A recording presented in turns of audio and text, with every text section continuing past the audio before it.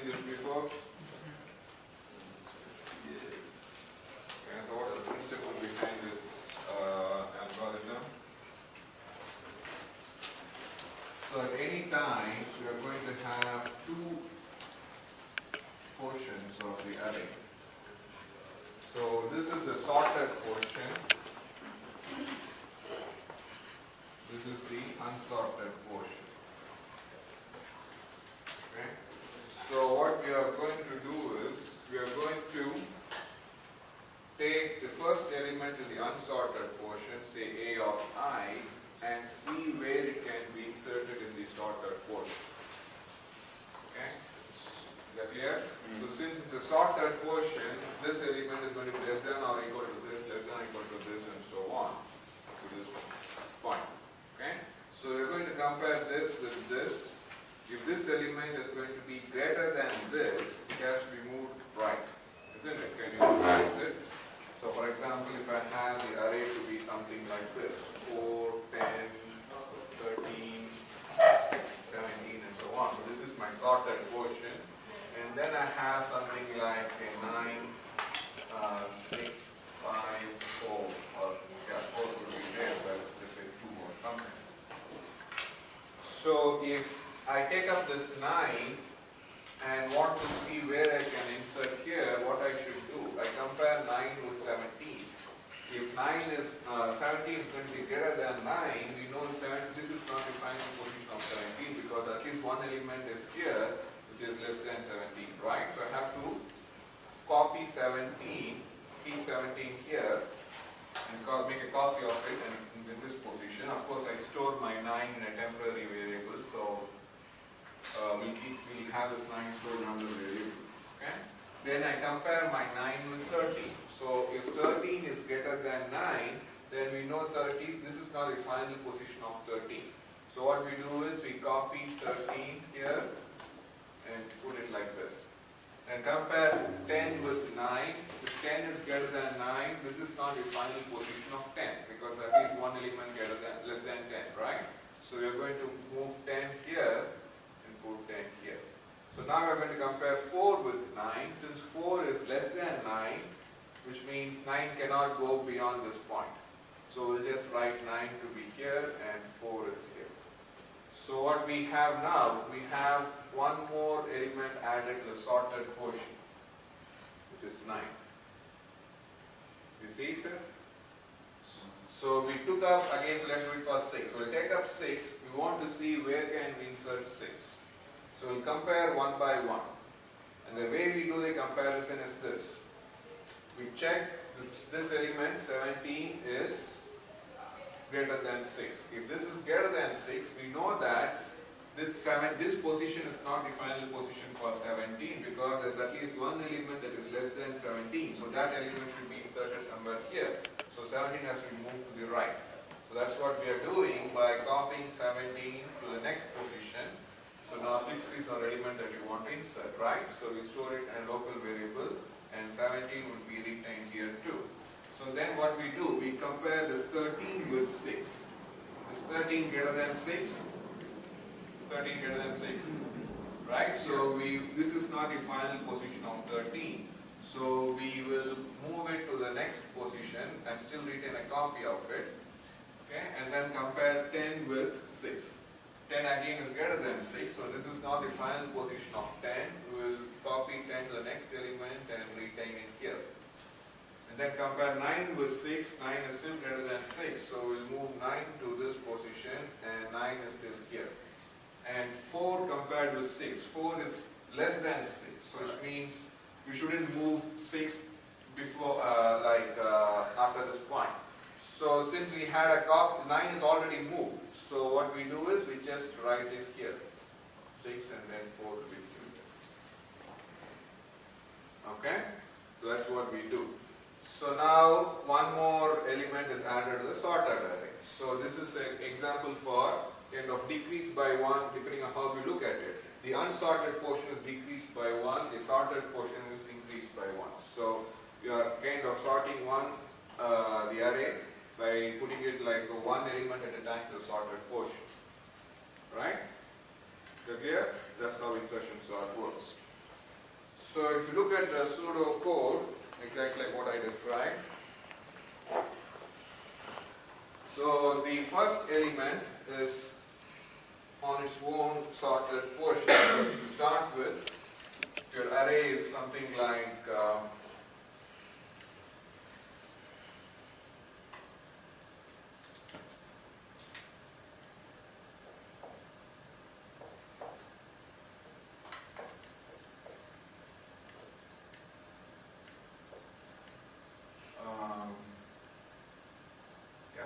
let's say this is the array.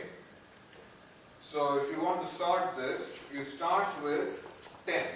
10 by itself is in a sorted portion. This is an unsorted portion. Right? So now what we do, we try to insert this 5 here. So what we'll do is compare 10 with 5. So since 10 is greater than 5, make a copy of it and have it here. But there's nothing more to compare to the left. So which means this is the smallest position where 5 can be there. So 5 can be inserted there. Right? So how do we do this? So as I said, you don't need to start for the first index. The element 10 by itself to start with was sorted by itself. Right? So we'll move from, this is I equals 1 all the way to n minus 1. This is index 0. I equals 0. And then we'll take v, the local temporary variable v, as I said, this is a v, a of I. So I is now index 1. And then what we do, we said j equals I minus 1. So this is to start with j equals I minus 1. So it is 0. So this is index j equals 0. And while j greater than or equal to 0 and a of j greater than b. So j is 0, 0 is greater than or equal to 0. And a of j is our element 10, 10 is greater than 5. So what you do, both these conditions are true. J is 0 greater than or equal to 0, 10 is greater than 5, so again insert a while loop, and this is where you're copying. You see, we said a of j plus 1 is equal to a of j. A of j plus 1 is this index, because j is 0, j plus 1 is this index. So you are making a copy of that 10 here as well as it is here. Right? And then we are setting j equals j minus 1, which means we are setting this j to the moving to the left. But when j is already 0, 0 minus 1 is negative 1. So when you come back to the beginning of the loop and check if negative 1 is greater than or equal to 0, it will be false. So you come out of the loop and say a of j plus 1 equals b. A of j plus, since j is negative 1 now, negative 1 plus 1 is 0. So that's why a of 0 is said to be our 5. So it is now moved to this position. So this is our sorted portion. So every time what we do, we have the index. In general, what's going on? We have from 0 to what portion is sorted? I minus 1 is sorted. I to n minus 1 is not sorted. So what we are doing in each iteration is taking the I index element, which is our b equals a of I, and having our j range from I minus 1 to 0. J goes from all the way from I minus 1 to 0. That's what you see here.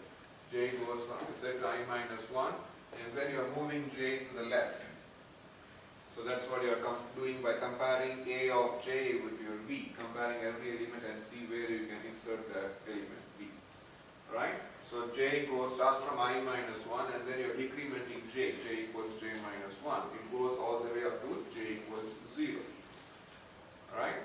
Or at worst case. So some cases, like for example, it depends on where it is. For example, in this case of 7, what will happen if you try to find, so this is 7, 12, 6, 9, 3, right? This is unsorted portion. So if you want to insert 7, 7 will not go all the way to the 0 index. 7 which has to be inserted here, right? So it will be 10, 7, 5. So the value of j may not go all the way to 0 depending on the array, right? So at the worst case it will go all the way to 0, but if you have to insert in between somewhere, you just insert it and then stop that iteration and then continue the next iteration, right? So we'll do the analysis now, but this is what happens. So you have the I outer loop, pick up the element and try to insert the element in the proper position. And you do that by varying your j from I minus 1 to 0. And then so that the sorted array has one more element. And then you keep going like that to the end of the array. Is that clear? So let's do the analysis. Now, what is the basic operation here? Huh?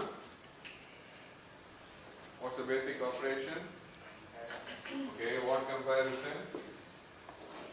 This is the comparison that you're talking about. You're comparing, picking up the the index element at index I, V, and trying to see where it can be inserted. Right? So this is the comparison you're talking about. So what is the best case scenario when we will do minimum number of comparisons? It's already sorted. As I said there, so tell me why, if it is already sorted, we will have minimum number of comparisons.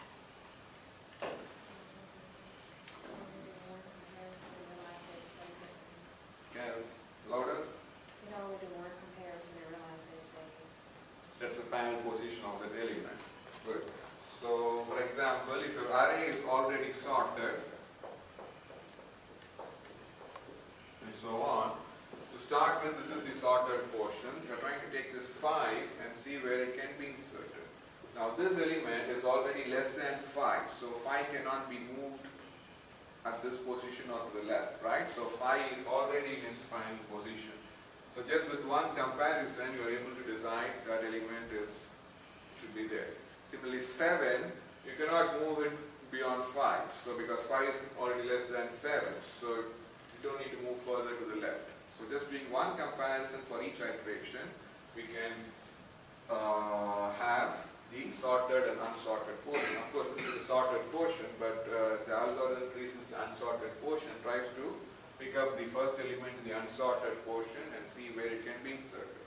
So now if you want to insert 9, you compare 7 with 9. Only if this is a 17 greater than 9, right? Then you can move 9 to the left and see where 9 can be inserted. And now compare 5 with 9. 5 is less than 9, so you cannot have move 9 beyond that. So we'll put our 9 here and have our 4, 5 like that. Okay? But if the array is already sorted, we don't do more than one comparison for each iteration. So which means if you want to analyze the complexity, your I index starts from what? 1. Right? So I starts from 1 to n minus 1. And your j, the inner loop, the while loop, runs only once for each iteration. So that's why it is I equals 1 to n minus 1 on. Because this is running this comparison, we're doing only once for each index value I. So this is then sigma I equals 1 to n minus 1. What is that? The upper limit is the lower limit plus 1. Minus 1 plus 1, which is n minus 1, so that is theta of n. Okay? So the best case scenario for insertion sort is if the array is already sorted. When we will have a worst case scenario?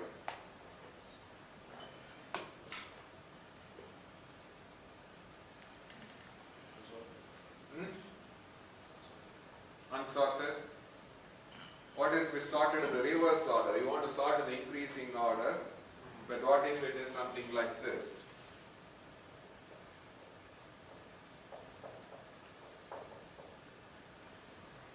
What if it is reverse sorted? You want to sort in increasing or ascending order. What if it's something like this? This is to start with the sorted and unsorted portion. Now we want to insert your 9. So compare 9 with 10. 10 is greater than 9, so you have to move 10 to the right and insert 9 over here. So this is your sorted portion. So now you want to insert your 8. 8 compare with 10. 10 is greater than 8, so you will do one comparison and move 10 to the right. Then we have like this. Then compare 9 with 8. 9 is again greater than 8, so 9 has to be moved here, and we have nothing else to move to the left, so 8 has to be inserted here. Okay? Then again 7 is all the way. So you see 10 greater than 7, so you have to compare with this and move something like this, and 10 with 9 is greater than 7, so something like this. Then 8 is also greater than 7, so 8 has to be here, and then move all the way 7. So if the array is kind of what's called reverse sorted, then you have to move your j all the way from I minus 1, this index, to 0. Okay? So the loop will run the maximum number of times, inner while loop. Is that clear? Any questions? So if your array is reverse sorted, means you have to, you see here, if you want to insert now, this is the sorted portion. 8, 9, 10 is the sorted portion. I want to insert my 7. I have to compare with all of these and then insert to the index 0, the leftmost index. Similarly, then you have 7, 8, 9, 10, and you have this element now. You have to compare each of this and then insert the leftmost index. Is that clear? And so on. So the worst case complexity would be what? The I loop will run from sigma I equals 1 to n minus 1. So each time you are running the outer loop, how many times the inner loop runs? The j, the while loop. From I minus 1 goes all the way to 0, right? So you can say it is j equals I minus 1 to 0. Each time you run the while loop, you are still doing one comparison for each iteration, the while loop. So this is the summation. Now you could kind of reverse the index. You can say this is same as 0 to I minus 1, because it's just a count, right? You are doing it from index 0 to I minus 1 or index I minus 1 to 0, doesn't really matter. It's like how many times you are doing it. So we can inverse the limit like this so that you can apply the formula easily. Okay? So now this is again upper limit minus lower limit plus 1. Okay? So this is same as sigma I equals 1 to n minus 1. Upper limit is I minus 1 minus 0 plus 1. So this is the negative 1 plus 1 can cancel out.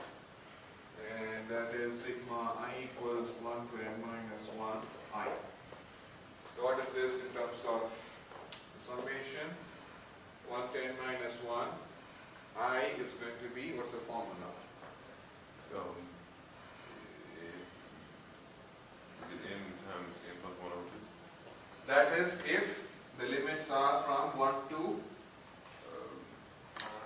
1 to n. If I equals 1 to n, the formula is n times n plus 1 over 2. If you have I equals 1 to n, then I is n times n plus 1 over 2. This is because this is same as what? 1 plus 2 plus up to n. That's what n times n plus 1 over 2. But what we have here, 1 plus 2 plus up to n minus 1.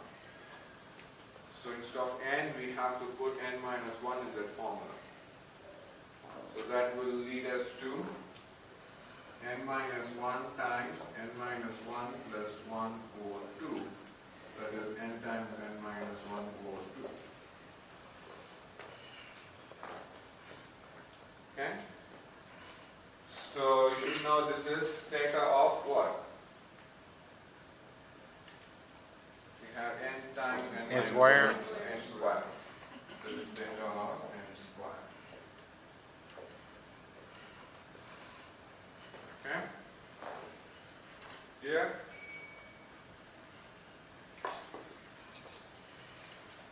Okay, so this is the worst case, and we did the best case already. What would be the average case complexity? On average, how many times do you think the inner loop will run? The while loop. In the worst case, you go from index I minus 1 to 0. The best case is you just do for one time, right? And then on average, it will be, any guess? You go from I minus 1 to 0, the worst case. On average, you go half of the array to the left. worst case, you go entirely to the left. On average, you will do go through half of the array. Right? So I can write my summation for the average number of comparisons. Still I equals 1 to n minus 1, the outer loop. And the inner loop, j runs from I minus 1 to I minus 1 over 2. In the worst case, you go all the way to 0. That's what we did there. Right? At the worst case, we go from index I minus 1 all the way to 0. But on average, we go to half of the elements to the left. Okay? And then do the insertion there. Right? So this is the average case complexity, and we still do one comparison. So now we can invert the limits like we did from 0 to I minus 1 there. We can also say this is equal to what? Just change the limits, invert the limits. I equals 1 to n minus 1. J equals I minus 1 over 2 up to I minus 1, 1. This time changing the upper limit and lower limit, because it's just the number of times you are doing. Yes? Okay. You could ask me, you could explain later outside the class, but if I am here, because I think you are doing something else. Okay? So just ask me. What's the question? Oh, no, I was just trying to see what the I minus 1. Over 2. Oh, 2, okay. So they're going from, like, this is your sorted portion, this is I minus 1 to 0. Right. So you're going to half of this, which is like I minus 1 over 2, the index. Okay. Okay? Speed up on. So now let's try to solve this. What formula you will apply to solve the summation? N minus L plus 1. N minus L plus 1. You solve with right away, you have the inner summation looking a little bit complicated. So j equals I minus 1 over 2, I minus 1 is 1. So what formula will apply to solve the inner summation?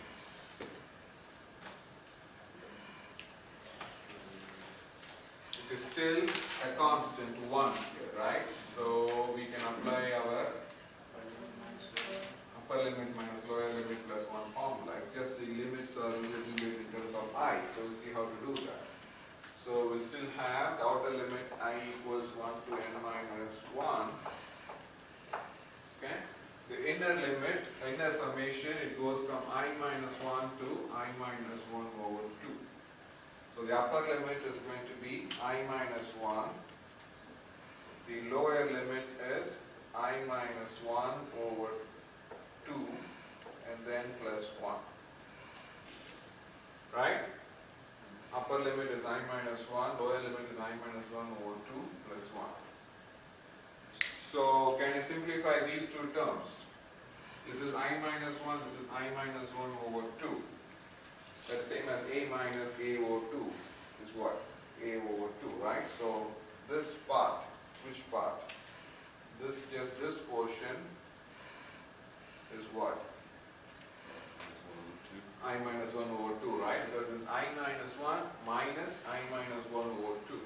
That is I minus 1 over 2. Just like you have this as A, and this is A over 2. A minus A over 2 is A over 2. Right? So I can write that portion as what? Sigma I equals 1 to n minus 1. What? I minus 1 over 2. Right? So I equals 1. So I equals 1 to n minus 1. This is I minus 1 minus I minus 1 over 2. Then we have this plus 1 out there, so you should not forget that. Okay, so this is now we want to solve.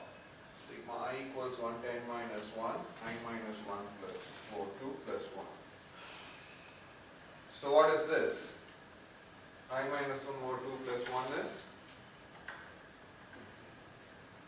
LCM. Oh, 2. Then what's the numerator? This is I equals 1 to n minus 1, 2 we have I minus 1 plus 2.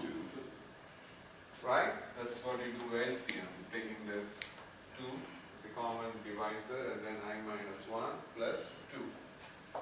So what is this on the numerator? I plus 1 over 2, right? So let me do it here. So sigma I equals 110 minus 1 I plus 1 over 2. So what is this? I can take the 2 outside, so 1 over 2 sigma I equals 110 minus 1 I plus 1. So what is that? You could do the fine simplification if you want to, but you have I equals 1 to some n or n minus 1 and then I inside, that thing is equal to theta of what? Remember the first class or somewhere before an actual summation I told you like that. You have something like this and the summation has I inside it, that is equal to theta of n square. Okay? So you have the limit going from 1 or 0 to n minus 1 or n plus 1, and then you have inside I or I minus 1 or I plus 1. You can do the simplification, but eventually it will turn out to be theta of n square. Okay? You can do it if you want to do it for practice, how to solve the summation. Sigma I equals 1 to what? N minus 1, we have I plus 1, right? So I can apply the values of I right away. Sigma I equals 1, so 1 I is starting from 1. So 1 plus 1 is 2, then 2 plus 1 is 3, go all the way to n minus 1. And you substitute I to be n minus 1, you have n minus 1 plus 1, right? So that goes to n minus 1 plus 1, right?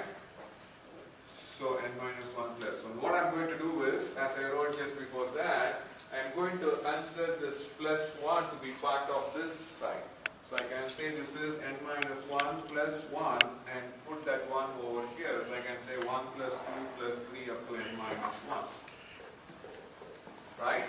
This n minus 1 plus 1, the plus 1 I'm moving to the left so that it now looks in this form, 1 plus 2 plus 3 up to n minus 1. So this is now what? We just did here, right? So like the same as n times n minus 1 over 2, and already you have a half outside. So if you factor in that half, it will be still n times n minus 1 over 4, right? So either way it is theta of n squared. Okay? So the worst case, not worst case, the average case. So the average case is actually, if you consider that half over there, it is 4, right? Because this is just that part, and then you have a half over here. So the exact number is this. Average case is n times n minus 1 over 4. And the worst case, the exact number is what? N times n minus 1 over 2. You see, it's the difference by factor of half. It makes sense. The worst case is this. The average case is half of this. Half of n times n minus 1 over 2 is over 4. Right? Okay? Makes sense. So, but still in terms of the complexity, it is theta of n squared. So, I have the average case worked out here. But if you want to take down the finer steps, the details, you can do the actual solving here. Okay?